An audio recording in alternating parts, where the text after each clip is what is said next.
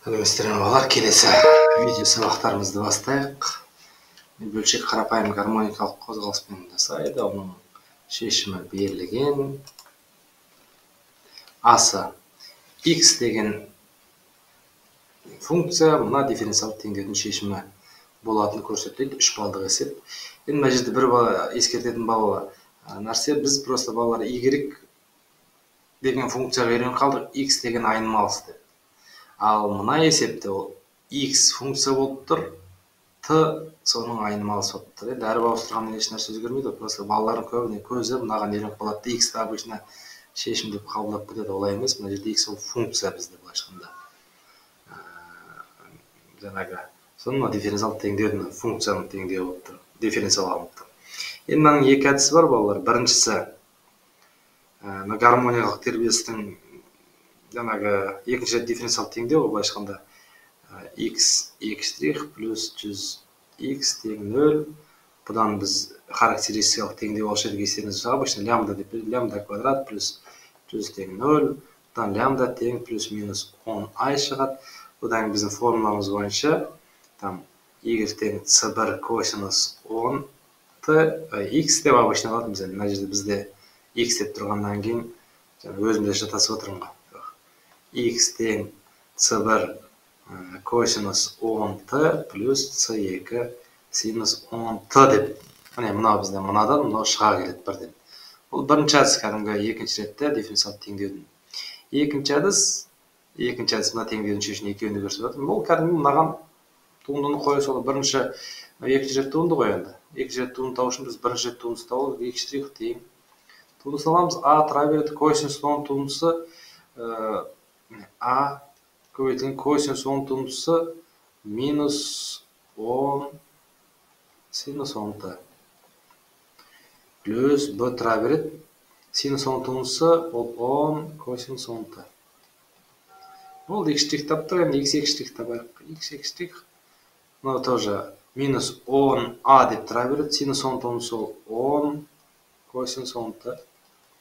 Плюс 10 b тұра береді. Косинус 10 туындысы ол минус 10 синус 10t.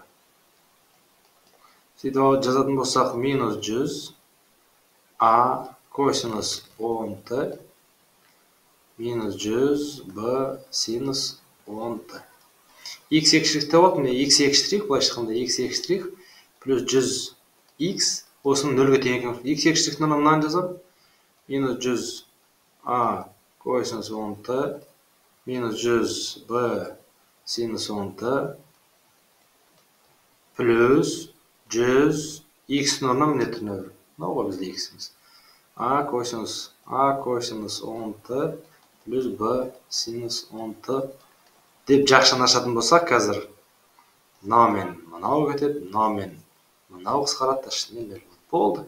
Біз теңдеудің жалпы шешімін көрсеттік. Екі әдіс те жарай береді. Мынау да жарайды, мынау да жарайды, қайсысы жүректерге жақын соны. Енді бізде дифференциалдық теңдеудің жалпы а мен б тұрғаннан бұл жалпы шешімі. Бізге енді мына шарттарды қанағаттандыратын дербес шешім табу керек. Екінші есепке қарай б, яғни t 10-нан 1 болған кезде, яғни x пи бөлінген 10-да мәні минус 2 дейді. Минус 2. Және x' мәні, x' дәл осы пи бөлінген 10 нүктесіндегі мәні 10-ға тең дейді. Осыны аламыз да, жүйе ба мен бұны тауып аламыз. X дегеніміз не еді? X дегеніміз мынау міне. X ол минус 2, яғни минус 2 тең a косинус 10 көбейтілген пи бөлінген 10, аргументтің орнына пи бөлінген 0-ді қойып отырмын. Плюс b синус 10 көбейтілген пи бөлінген 10. Сосын екіншісін қояқ x' бағана біз міне 0 тауып кеткенбіз. Қайта жақсы болды. Осында таба алмасаңдар өз бәрі тауында.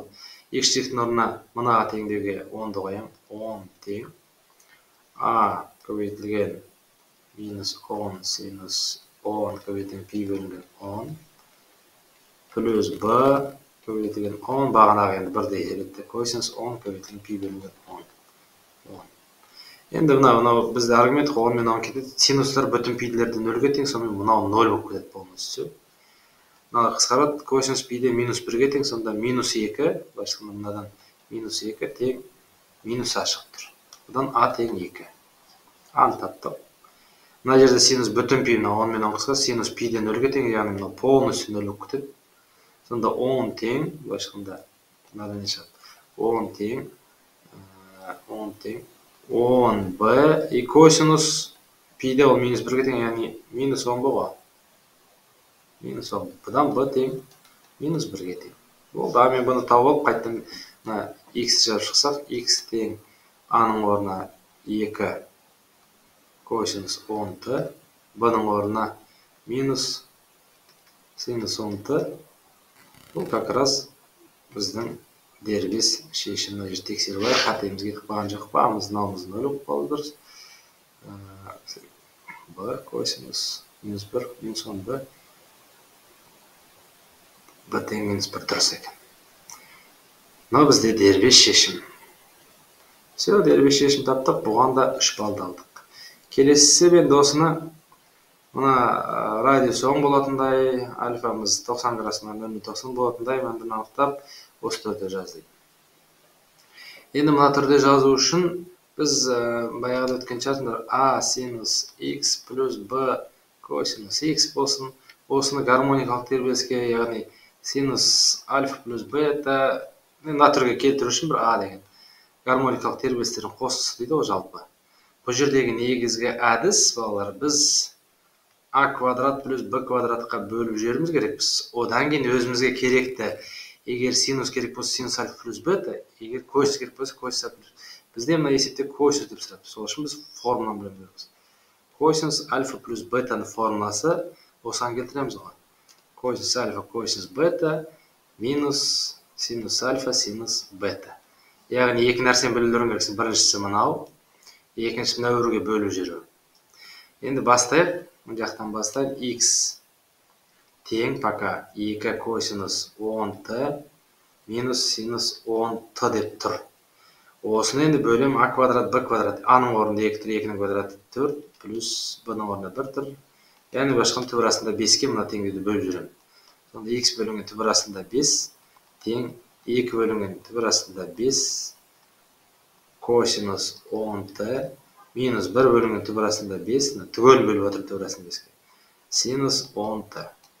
Енді формулаға сәйкес қараңыздар, міне косинус, бұл мына косинус.